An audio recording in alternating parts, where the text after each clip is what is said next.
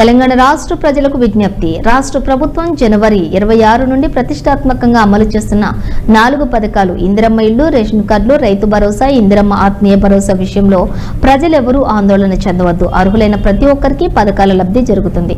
ఈ రోజు నుండి గ్రామాల్లో గ్రామ సభలు, వార్డు సభలు జరుగుతూ ఉండటంతో అక్కడికి వెళ్లి అధికారుల వద్దకు రేషన్ కార్డులు రానివారు కానీ ఇందిరమ్మ ఇళ్లు ఎంపిక విషయంలో గ్రామ సభల్లోనే ఎంపిక చేయనున్నారని, ఎవరికైనా అర్హత ఉండి రానివారు ఉంటే గ్రామ సభలో అప్లికేషన్లు పెట్టుకోవాలని ప్రజలకు విజ్ఞప్తి. ప్రజలు ప్రతిపక్షాలు మాటలు నమ్మవద్దన్నారు. ఇక వారు గత 10 సంవత్సరాల్లో ఒక్క రేషన్ కార్డు అయినా ఇచ్చారా? రైతు భరోసా పథకం ద్వారా ప్రస్తుతం ఉన్న 10,000 రూపాయలను 12,000కు పెంచడం జరిగింది. దేశంలోనే మొదటిసారిగా భూమి లేని ఉపాధి హామీ రైతు కూలీలకు 12,000 ఇవ్వాలని ప్రభుత్వం నిర్ణయించింది.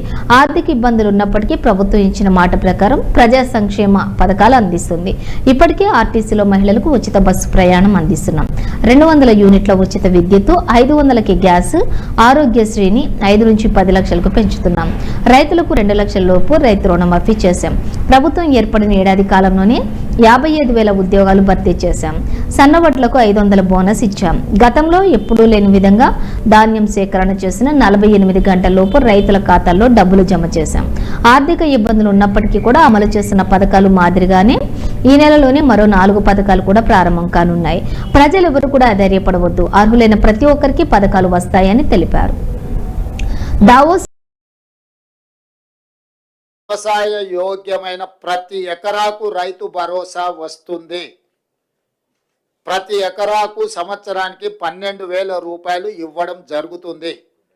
భూమి లేని వ్యవసాయ రైతు కుటుంబాలకు సంవత్సరానికి 12,000 రూపాయలు నగదు ఇవ్వడం జరుగుతుంది. ఆ పథకం పేరు ఇందిరమ్మ ఆత్మీయ భరోసా.